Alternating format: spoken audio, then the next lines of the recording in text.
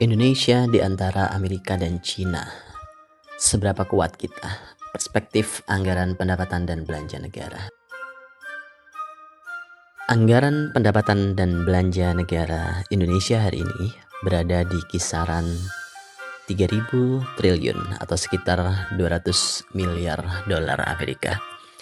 Bandingkan dengan Amerika Serikat yang memiliki anggaran lebih dari 6 triliun dolar atau sekitar 100.000 triliun, dan Cina yang berada di kisaran 4 hingga 5 triliun dolar atau sekitar 60.000 hingga 75.000 triliun rupiah. Perbedaannya bukan sekedar besar, tapi puluhan kali lipat. Lalu pertanyaannya, apakah ini berarti Indonesia tertinggal jauh atau justru kita sedang melihat peta kekuatan dunia yang sebenarnya? Dunia saat ini tidak lagi berada dalam satu kutub kekuatan. Kita tidak lagi hidup dalam era di mana suatu negara mendominasi secara absolut. Sebaliknya, dunia bergerak menuju sistem multipolar, di mana sebuah tatanan beberapa negara memiliki kekuatan yang berbeda dan saling melengkapi. Sebaliknya, dunia bergerak menuju sistem multipolar, sebuah tatanan di mana beberapa negara besar memiliki kekuatan yang berbeda dan saling melengkapi. Amerika Serikat dikenal sebagai kekuatan finansial global. Dolar Amerika menjadi mata uang utama dunia. Pasar keuangannya menjadi pusat aktivitas ekonomi global, dan kapasitas fiskalnya memungkinkan negara tersebut untuk membiayai defisit besar serta merespon krisis dengan cepat. Di sisi lain, Cina berkembang sebagai kekuatan industri dunia. Cina tidak hanya memproduksi untuk kebutuhan domestiknya, tetapi juga menjadi pusat manufaktur global. Infrastruktur dibangun secara masif dan ekspansi ekonomi dilakukan hingga ke berbagai belahan dunia. Lalu, di antara dua kekuatan besar tersebut terdapat Indonesia. Pertanyaannya, apakah Indonesia hanya menjadi penonton dalam dinamika global ini atau memiliki potensi untuk menjadi pemain? Jika kita melihat lebih dalam, setiap negara memiliki model kekuatan yang berbeda. Amerika Serikat membangun kekuatannya melalui sistem keuangan global, kemampuan menarik pajak yang besar, didukung oleh dominasi dolar, memberikan ruang fiskal yang sangat luas. Negara ini mampu menggelontorkan stimulus dalam jumlah besar, melakukan bailout terhadap sektor-sektor strategis, dan bahkan membiayai operasi global. Cina di sisi lain mengandalkan kekuatan industri dengan kapasitas produksi yang besar, efisiensi manufaktur, dan strategi pembangunan berbasis negara. Cina mampu menggerakkan ekonomi dalam skala yang sangat besar. Investasi infrastruktur, baik di dalam maupun luar negeri, menjadi instrumen utama ekspansi ekonominya. Indonesia memiliki karakteristik yang berbeda. Kekuatan Indonesia terletak pada sumber daya alam dan demografi, cadangan mineral yang besar, pasar domestik yang luas, serta bonus demografi memberikan fondasi yang sangat kuat untuk pertumbuhan.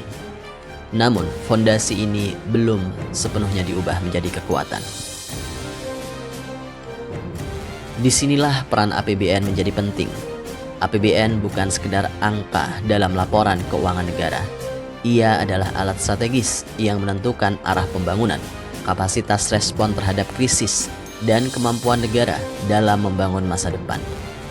Amerika menggunakan APBN untuk memperkuat posisi globalnya. Cina menggunakan APBN untuk mendorong industrialisasi dan ekspansi ekonomi. Indonesia sementara itu masih berada dalam tahap penguatan kapasitas fiskal. Artinya, persoalannya bukan hanya pada besar kecilnya anggaran, tetapi pada bagaimana anggaran tersebut digunakan. Indonesia bukanlah negara yang lemah, namun terdapat beberapa tantangan yang perlu diakui secara jujur. Rasio pajak yang masih relatif rendah menunjukkan bahwa kapasitas fiskal belum optimal. Efisiensi belanja negara masih perlu ditingkatkan agar setiap rupiah yang dikeluarkan memberikan dampak maksimal. Selain itu, ketergantungan pada komoditas membuat ekonomi rentan terhadap fluktuasi global. Dengan kata lain, Indonesia memiliki potensi besar tetapi belum sepenuhnya dimaksimalkan. Dalam konteks global, Indonesia tidak berada pada posisi ekstrem. Indonesia bukanlah negara superpower, tetapi juga bukan negara kecil. Indonesia berada di posisi yang sering disebut sebagai emerging strategic power, sebuah negara dengan potensi besar yang sedang menentukan arah masa depannya. Posisi ini penting, tetapi juga penuh tantangan.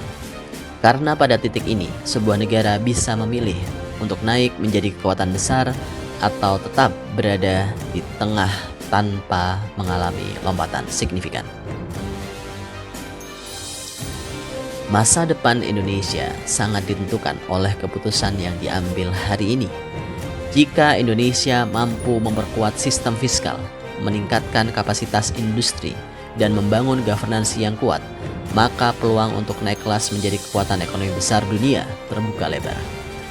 Namun jika tidak, Indonesia beresiko tetap berada dalam posisi yang sama, memiliki potensi besar tetapi tidak pernah sepenuhnya terwujud. Perbandingan antara Indonesia, Amerika Serikat, dan Cina bukanlah tentang siapa yang lebih kuat saat ini. Perbandingan ini adalah tentang memahami posisi Indonesia dalam peta global, sekaligus menentukan arah yang harus diambil ke depan. Karena pada akhirnya, kekuatan sebuah negara tidak hanya ditentukan oleh apa yang dimilikinya, tetapi bagaimana ia mengelola dan mengarahkan sumber dayanya. Indonesia bukan negara kecil, namun Indonesia juga belum menjadi kekuatan besar. Dan di antara dua raksasa dunia, masa depan Indonesia ditentukan hari ini.